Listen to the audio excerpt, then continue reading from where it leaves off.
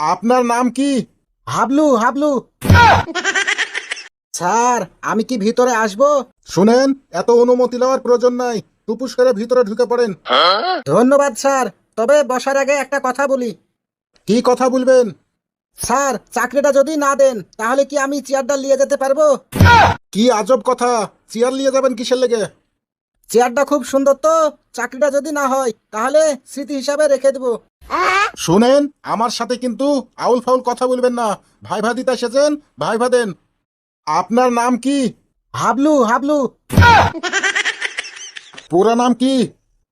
Sir পুরো নাম বললে তো আপনার সময় বেশি লাগবে। শুনেন, আপনাকে যা বলছি সেটা করেন। পুরো নাম কি সেটা বলেন। পুরো নাম স্যার হাবলু মিয়া। পড়াশোনা কত দূর করেছেন? মেলা মেলা দূর স্যার। কত দূর সেটা বলবেন তো। ওই মনে করেন বাড়ি থেকে স্কুল পর্যন্ত 1.5 কিলোমিটার হবে। শুনেন, আমার মাথা গরম করে দিয়েন না। আমি বলছি আপনার শিক্ষাগত যোগ্যতা কত দূর। ও এই কথা, সেটা আগে বলবেন তো।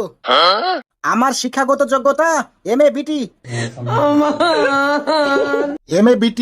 এটা আবার কেমন ডিগ্রি? বুঝলেন না স্যার, MA পাশ করেছি, তারপরে টাপাস করে একটা বিয়ে করে নিয়েছি, তারপরে টুপুস করে একটা বিটি হয়ে গেছে। আচ্ছা, আপনার সবচাইতে বড় গুণ কি? আমি খুব ধৈর্যশীল। তার প্রমাণ? আমার মা আমাকে প্রতিদিন ঘুম থেকে ডাকে, আর আমি প্রতিদিনই বলি আর 5 মিনিট। তারপর? তারপরে মা আধা ঘন্টা অপেক্ষা করে আবার ডাকে। এখানে তো আপনার ধৈর্যের কিছুই দেখছি না। বুঝলেন না স্যার, মা আধা ঘন্টা অপেক্ষা করে আর আমি আধা ঘন্টা চুপ থাকি, এটাই তো ধৈর্যের প্রমাণ। আচ্ছা, আপনাকে যদি সকাল 8টায় অফিসে আসতে বলা হয় তখন আপনি কি করবেন? তখন আমি 8টা 5 মিনিট আসবো। 5 মিনিট লেট কেন? স্যার 8টায় আসলে তো সময় মতো আসা হবে, আমি একটু আলাদা হতে চাই। আপনি তো দেখছি কঠিন লোক। চাকরির ইন্টারভিউতে এসে এমন কথা বলছেন। স্যার আপনি মনে হয় ব্যাপারটা বুঝেননি, আপনাকে আমি ক্লিয়ার করে দিছি। আপনারা হচ্ছেন আমাদের স্যার, মানে গুরুজন, আর গুরুজনরা সব সময় আগে ঢুকবে, তারপরে আমরা ঢুকবো। এই জন্যই স্যার আমার 5 মিনিট লেট হবে। এবার বলেন তো, অফিসের বস আপনাকে যদি কোনো কাজ দেয় তাহলে কি করবেন? কাজটা আগে দেখবো, দেখার পর কি করবেন? যদি কঠিন হয় তাহলে বলবো স্যার এটা আমার দ্বারাই হবে না। আর সহজ হলে কি করবেন? তখনও বলবো স্যার এটাও আমার দ্বারাই হবে না। মানে? মানে হলো সহজ কাজ দিয়ে আমার প্রতিভা নষ্ট করতে চাই না। তাই নাকি? তা আপনার প্রতিভা কি? নিজের কাজ অন্যের ঘাড়ে দেওয়া।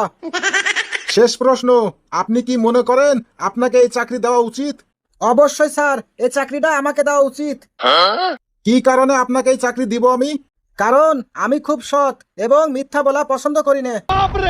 বাবা, খুব চমৎকার। তা কিভাবে বুঝবো? স্যার চাকরিটা পাওয়া মাত্রই আপনাকে আমি বলে দেব আমি কাজ করতে আসিনি, আমি শুধু বেতন নিতে এসেছি।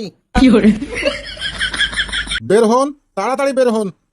স্যার তাহলে কি চাকরিটা আমার হলো? না, আপনার চাকরি হবে না। তাহলে বাহির হতে বলছেন যে? কারণ আপনাকে আর সহ্য করতে পারছি না। স্যার তাহলে একটা কথা বলি, চাকরি না পালেও ভাইভা দেওয়ার অভিজ্ঞতা কিন্তু দারুণ হলো। এই, আপনি কি বের হবেন না চেয়ার থেকে ফেলে দেব? যাচ্ছি স্যার যাচ্ছি, তবে কি চেয়ারটা নিয়ে যেতে পারি? No, no, no, no.